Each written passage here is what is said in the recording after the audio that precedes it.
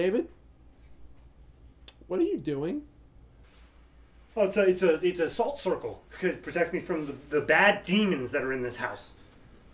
I'm pretty sure we don't have demons in this house, David. you think so? You think so? But wait, just wait. The door won't open.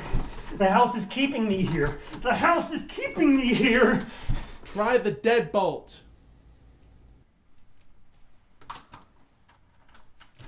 Oh.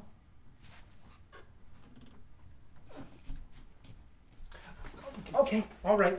But there are also voices. I hear voices in the walls. I hear them. They talk to me when you're not around, the voices. House? Yes? Are you fucking with David when I'm not here? Maybe.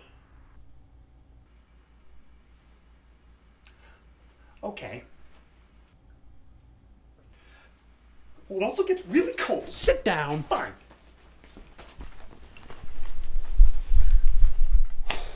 We watched a movie today. Darkness Rising. Darkness Rising. Now, Darkness is spreading. way back in the before times of season 1, we did Beneath the Darkness. But this has no relation. No, now the darkness is rising. Yeah. So we went beneath it, now we're coming up through it? Yeah, soon we'll be on top of the darkness. I mean, I also did a review for Ion Cinema a couple of years ago called Beneath the Darkness. Oh, wasn't that what I just said? No, Under the Darkness. Under sorry. the Darkness. Too many darknesses. He's like Under the Darkness or Under. Or Under the Shadow. This is either that problem way. I had with what was it, like Devil Within and Devil Inside? Yeah. And Demon Within. Demon like, is fucking stop.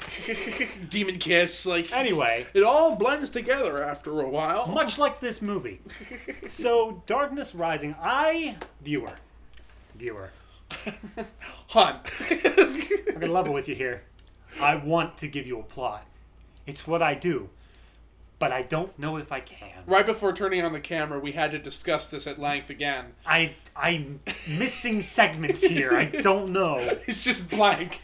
I blacked out. Okay, so this movie, very before anything, before credits, In the before time, in the long ago. there was a dad and daughter playing hide and seek. And In the then woods. The daughter goes and runs away, and the dad's like, "Oh, I don't like it when you run so far away." And then he sees what the daughter's looking at, and she screams. And then we go to the actual movie. Yeah.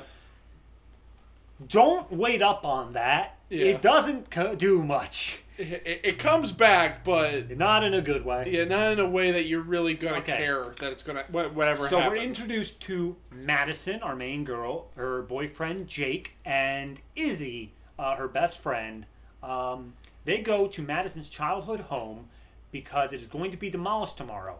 Why has she not been back there in so long? Why is it gonna be demolished? Because her mother ended up killing her baby sister and her older brother, which isn't revealed until like halfway through the movie. Spoiler. That he even existed. And then the father may or may not have killed the mother. It's kind of left weird, or we weren't caring. I mean, the dad is definitely still alive. Yes, but the mother is dead for certain. She also blinded herself after she killed them, but whatever. All right, moving forward. So they're looking around the house, and My prediction about the end of this movie though came true. they did fine.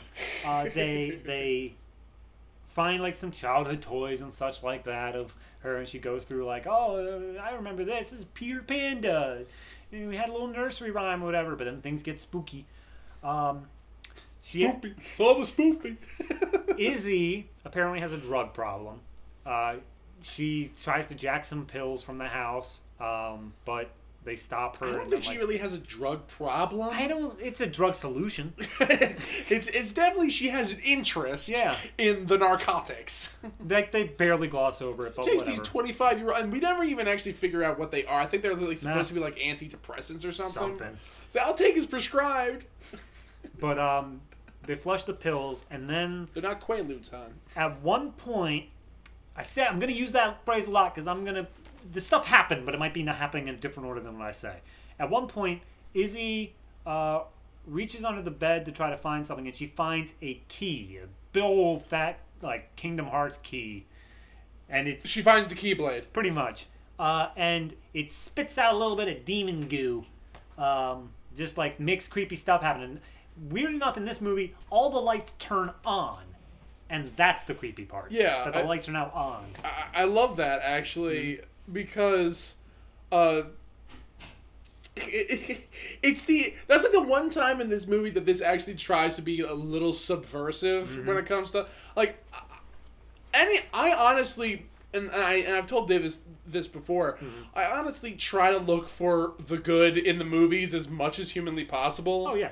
And to give them credit where we can. Well, there are definitely a couple of moments here, and like one of the moments I was like, that's kind of interesting, but at the same time though I'm like, because what was it? They were getting down on her childhood bed. Yeah. At that moment, and it's funny too because we were all listing through as soon as like the credits were rolling. We're like, all right, either this or this is gonna happen because all the cliches were lining up in a nice little row.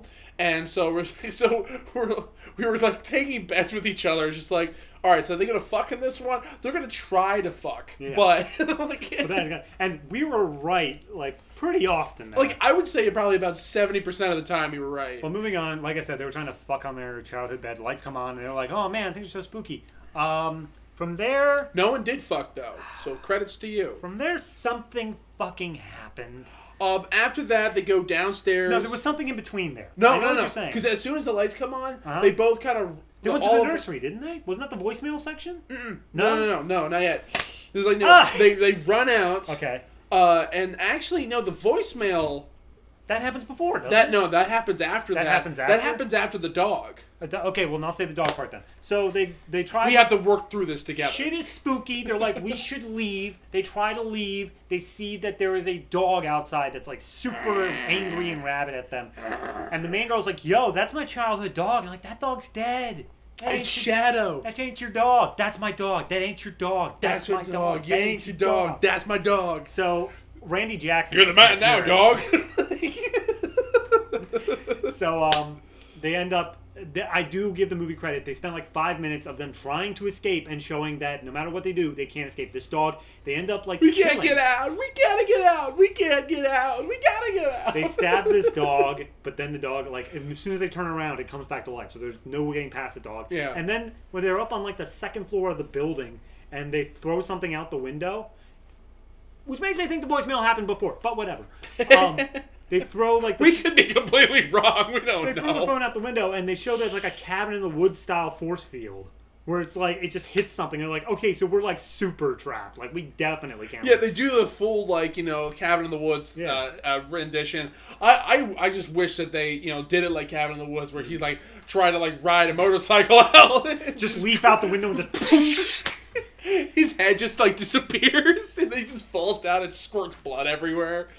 You just hear people just saying, "It's beautiful." At some point in the movie, she plays back a voicemail from her father saying like, "Hey, listen, here's what actually happened." And he describes the whole thing about how the mom like killed the kids, and he was like, he heard like screaming from up there, and then she was crying, but she was actually laughing, and then she blinded herself.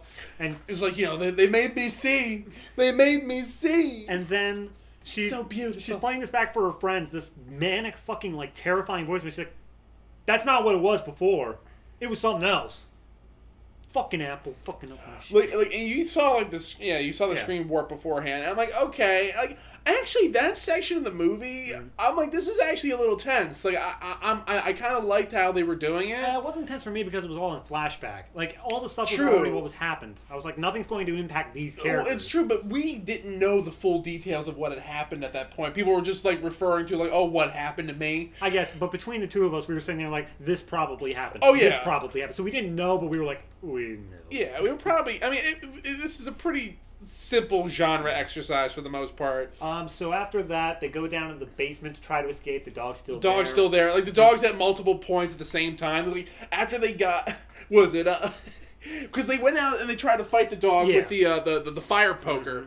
And, the guy gets up there, he gets, like, mauled by the dog, and he stabs it. His arm's just fucked up. Yeah, and then he's just, like, and then it goes down. I'm like, guys, leave. Leave right now. Yeah. It's gonna... The dog is dead. Go. It's gonna pop back up again. And, like, oh, yeah. And then all of a sudden they look back, and there the dog is. And now they run back. And But even the thing is, like, while they're keeping an eye on it at the front door, they go to the back door, and the dog's also there. So they're like, okay, so... Yeah, he's here at the same time. This is Ghost Dog. Yeah, Ghost Dog.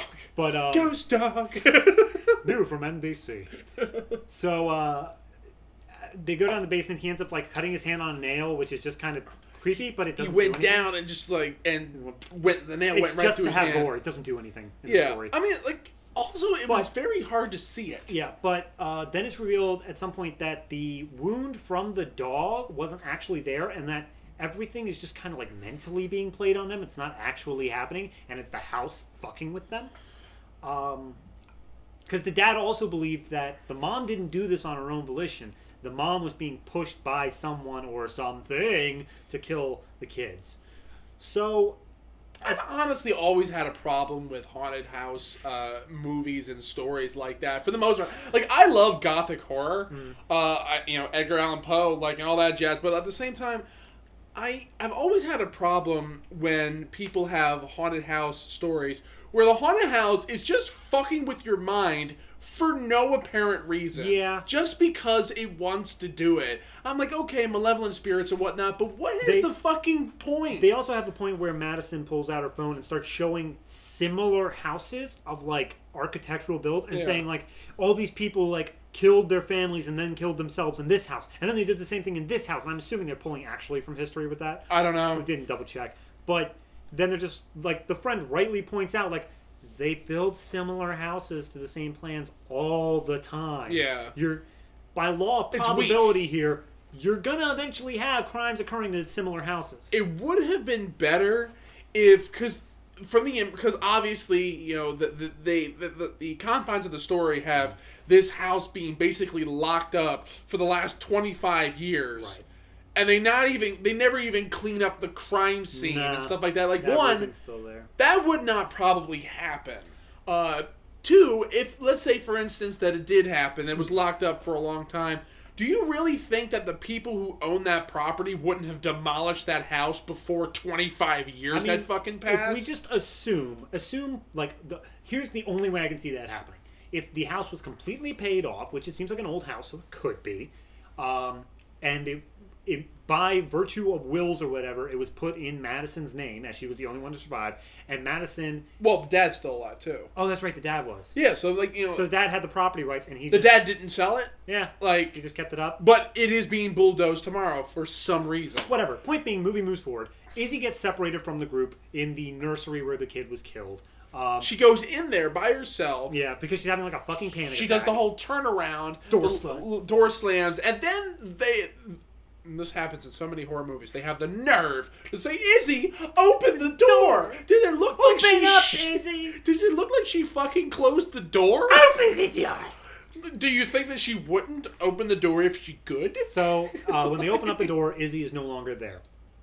Where'd she go? Who knows? That's when they do the throwing the goddamn thing out the door and finding out that it's a force field.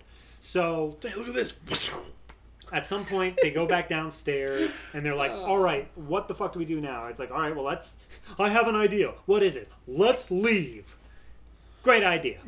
Cool. I'm totally behind this. At some point, they go out the door, and as soon as they open up the door, Izzy's there. But she's not Izzy anymore.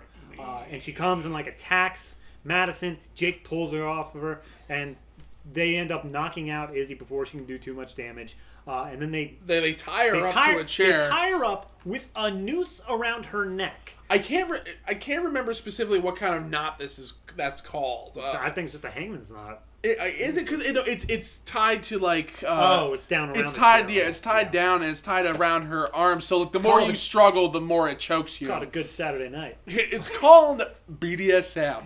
It's called Japanese bondage. Have you seen hentai? They tie her up and they wake her up and they're like, "Hey, you said some like shit about Madison is going to be like continuing the cycle." And she's like inconsolable. And she's like, "Oh, they made me see. I don't want to see. Everything is terrible." And that's all I can see anymore. Yeah. It kind of got like. So she ends up like starting to choke because she's struggling.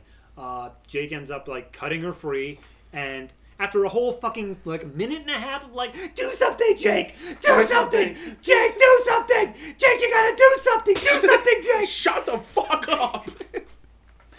So they cut her free and they feel like, okay, so are you good now? And like she's like just trying to recover or whatever. I think she's out. She's out. She's out, but she's not dead. No, she's unconscious, and then she wakes up and goes after them again. They re-tie her up, but she gets the key out. Mm-hmm. She cuts her ropes with the key, and she Because keys are sharp like that. I don't think she goes after them at that point. What she does is then she goes for the bleach. She goes for the bleach at that point because she's like, I don't want to see it anymore, and she pours it all over her eyes and in her mouth. Matt, if you want to take over that scene, real quick. That scene, like, it doesn't really happen the way that bleach in the eyes would actually happen. But I'm willing to hand wave that, really, because the actress who plays Izzy, what's her name? I'll check. It was like the actress who plays Izzy. She does a really good job in this one section. Katrina Law. And she does a really good job conveying like a really deep sense of distress and pain, kind of all mixed together. It's this really intense, like, overhead shot of her like screaming and gargling bleach at the same time, where her eyes are like blinding out. I'm like, I thought that was really well done. Right, and it ends with the point where she's like, I can still see everything, bleh, and she dies. And they're like, oh my god, she's dead! She's dead! Oh my god, she's dead! She's dead! Oh my god, she's dead! Is she dead? She's alive. Okay, she's alive. And they just leave her there while they like, sort shit out. And then she gets up. She's doing the deadite thing. Like, and she goes after Madison. Jake takes her out, tells Madison to run, gets barricaded behind a door while Jake is seemingly being killed out there. Yeah, he just hears a Maddie, help me. Madison's in the bathroom. She opens up the tub and goes into PT. Yeah, she goes headlong into PT. She sees her brother now bloodied and everything like that, like coming out. Because that's how you are when you drown. Tries dragging her under the bed. She ends up escaping. She gets out and sees Jake is now being hung by the same noose that he was doing before. She ends up cutting him down off of that, but he survived, but now he also belongs to the house. Well, he's just like, they made me see. And you're going to do the same thing. You're going to kill our child. Skip that part. She was pregnant with their kid. 8 weeks, and she just had to come back to the house to see whether or not what was ever inside her mom was also inside her. It doesn't really make any sense because, like, you go back to the fact that she keeps saying, like, it's this house, it's something about the house. So if you already had that thought before coming to the house in the first place, why the fuck would you come? Like, if you're... It's entirely possible that Dad's original voicemail said, like, hey, you should go to the house, but... Yeah, but they didn't. They said it's like but my dad told me like it was definitely the house. It was something about the house, and I'm like, so don't go to the house. You had no real incentive to go besides this general idea of curiosity. I'm like, that wouldn't make sense if you had undergone such an insane trauma. Yeah. Now, of course, obviously, we could be overthinking this more than this movie deserves. Yeah. And because for the most part, it's a pretty run of the mill by the numbers. Right. Well, let me just finish it up real quick. But yeah, but was it after when he becomes possessed? They get into a fight, and the best shot in the movie happens. Yes. She turns around. She's got a knife. She stabs him in the stomach, but that doesn't stop him. So then she pushes him up against, he pushes her up against the wall, and she moves, ducks and slams his head into the wall, where a picture hook is hanging out and goes right into his eye, and then it pulls his eye out. And you can see it attached to the hook, and it turns him around, and it's just this hole in his face. And he just slides down the wall, and he's seemingly dead. He's like, he's got blood everywhere. He's like, beautiful, because blood is beautiful is the thing here. The blood is the life. Then we go back up to the nursery again. Yeah, and Sarah, Izzy's up there. Madison has now stepped on a plate shard, which is, as we just saw in the flashback, exactly what her mom did. As she stumbled up to the nursery, so we see the cycle repeating, as they said. It's like a song. It rhymes. Yeah, it's like poetry. It rhymes. It's like poetry. So they get her up to the thing, and then finally we get the full, here's everything that's actually happening thing from the possessed Izzy. And it's like, yeah, no, the law of 5 is real. We think that blood is beautiful, and we need 5 people dead. Unfortunately, when we possessed your mom, only 2 of them died. The baby and the brother, because your mom, I guess she did take her own life then. Yeah. They have to be killed in order to make it count. Then her mom talked to her for a little bit, and her mom purposely blinded herself so she couldn't find her kid in order to kill her. So she was able to get This away. wasn't even a plot. We just walked through the whole movie. But now they brought the 3 friends. So two friends. they brought the 2 friends. Well, the third, if you count the baby. That's just it. The baby counts as the third life because it has to be killed. So she ends up stabbing herself in the stomach. Well, her mom appears before her with the eyes out and all that stuff. She's like, it's like the third. We still need a last life. It doesn't have to be you, but she stabs herself with the glass. Yeah. So it does end up being her anyway. Yeah, she loses a lot. So anyway, then she's so there's 6. So you fucked up. The last thing is take the key, open the gate. So she stumbles with that key from before down to the front door, bleeding out the whole time. She opens it up, and outside the door we see that very first scene with the dude and his daughter. That when she screams, there's something cyclical about this process. But it cuts to black before we get any more information. Yeah, and that's it. That's it. So I have 2 areas I think where this movie was highly influenced from.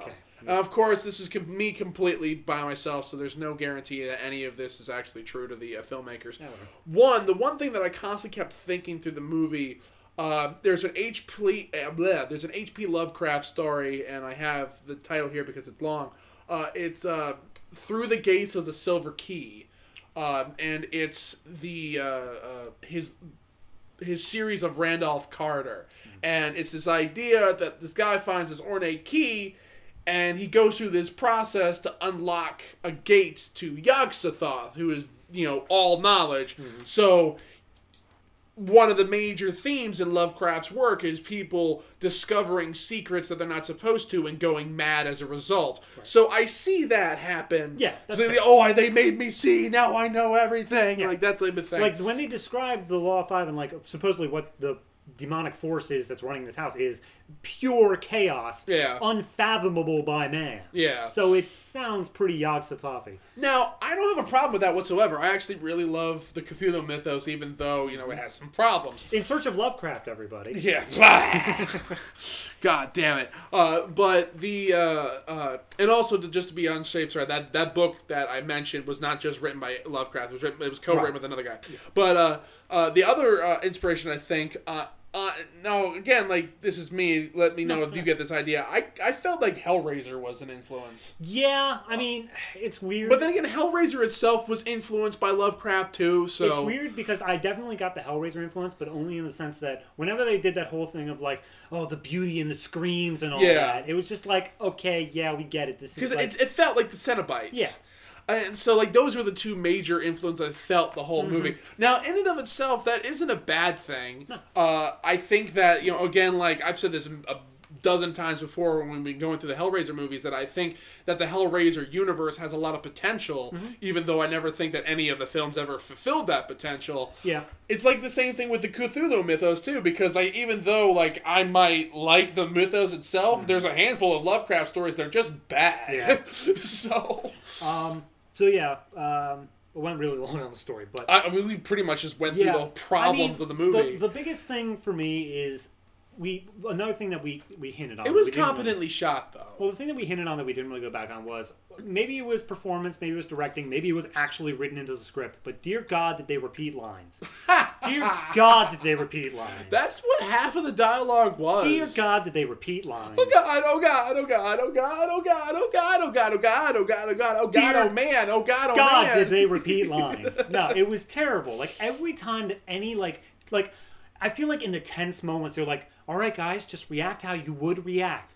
But they're like, okay, but we need continuity between shots. Oh, okay. Well, how about you just say variations on oh God, and you say variations on help her, Jake, and we'll just keep doing that over and over again. The writer on this also was the one who wrote Devil's Pass by Rennie Harlan. Yeah. As you know, Rennie Harlan is on a sliding scale of quality there. But no, it just got so annoying at certain points to the point where we could tell when it was about to happen. We're just I'm sorry, could you say that again? I didn't catch it the first 9 times. Keep going. There was one point where it's just please just let me go. I was see, we would have done it if you said it 7 times, but you only said it 5. So no, it's not the right number. But no, it was. I would say yes, decently shot. If it comes down to the actual story itself, it's way too scatterbrained. It has a lot going on, and it doesn't know how to focus on It has a lot going on at the same time that it has nothing going on. It has a lot of unimportant things. And it's just people screaming, running from, like, here's the thing. The whole thing with the ghost dog was written solely so they couldn't escape. It had nothing to do with the story. Everything like, oh, the house can't hurt us. Like, really, only other people can. But it can make us think it mentally. Well, what was the point of that? That doesn't chime into anything. The cinematographer has also worked with this director on, like, everything that he's done. Even going back to Punk'd. Wow. Like, hey, man, partner pairs at work. Hey, man, if you guys like each other, go for it. Oh, look, we're coming down the last 5 minutes here, so I'll just sum up my feelings on it. My feelings on this movie are... It's... A movie? Disjointed. It's... not terribly scary in anything it really does. Like, there's not even that many jump scares. It's more of just a supposedly... I'm okay with it not having jump scares. No, I'm fine, but, like, at least then, like, there'd be something. This is supposedly, like, a creeping horror sort of thing, but there isn't any. The most... A chiller. Yeah, I guess. It's just kind of bleh. When it comes down to the acting... Not really a chiller. Acting's fine. The story, like I said, scatterbrained, completely scattershot with that. Filming, fine. Nothing particularly bad with that. They're in their late 20s. The guy's 41. It's a bit weird. Yeah. I joked about that. Yeah. I didn't think it was going to be real. But all in all, no, it was just... If it focused a bit more on the actual... Like, that last bit where they were explaining everything, where they were like... Oh, the law of 5, and we need 5 people. If they just cut out everything that didn't directly relate to that explanation, and then just extended out the other stuff, then maybe I care more. But as it stood now, like that part with like the nail and whatever, it's like, okay, that happened. Like that made. I was willing to let that type of thing just slide, and just like, because, like, okay, he didn't see it. The fact it was her childhood dog. What did that do with anything? The fact that she had an older brother she knew nothing about. Like, and then the fact that she has, like, an unborn child. Like, they're all just plot devices. They just keep on just like, and now this. And it's like, oh. Are you surprised now? It's like someone splashing water in your face. And that was another thing that happened in the movie that actually doesn't so much happen. All in all, for me, it's hard pass. It's not even... Hard pass. It's not even worth, like... It's not worth sitting there to laugh at. It's just dumb and worthless, and I don't want to talk about it anymore. Damn. Go ahead. Wow. That was harsher than what I was going to say on it. I mean, my final thoughts are along the same lines where there's the fact that there's a lot that goes on and nothing goes on at the same time. Yeah. It spends a lot of time just kind of swirling, like, oh, here's a scary moment. Oh, here's a scary moment. And then it just shoves the exposition in the last 10 minutes of the movie.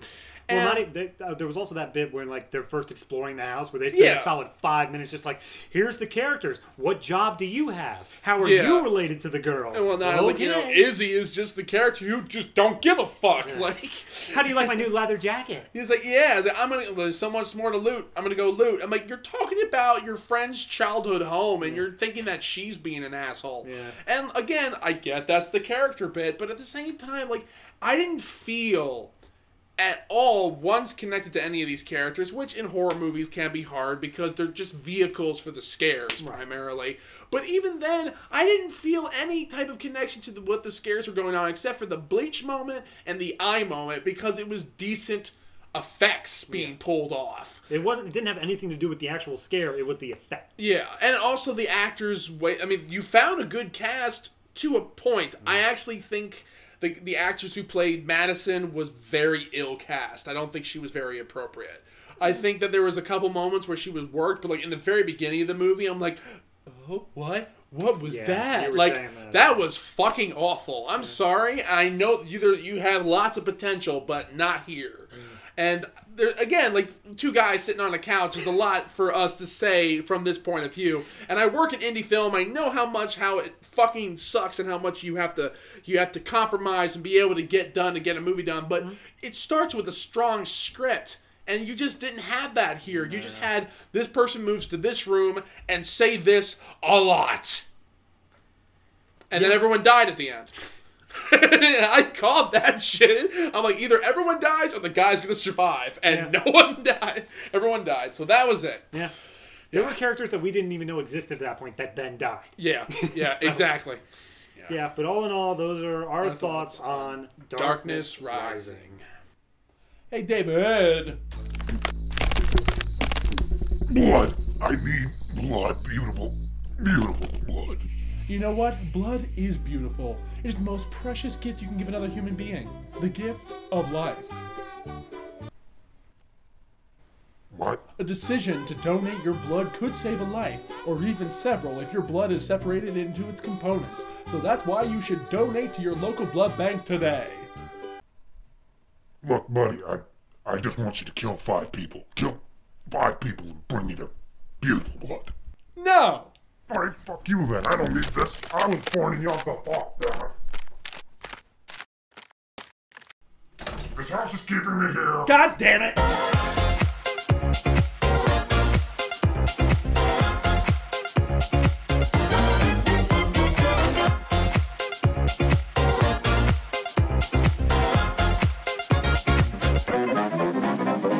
Made possible by contributions from viewers like you. Thank you.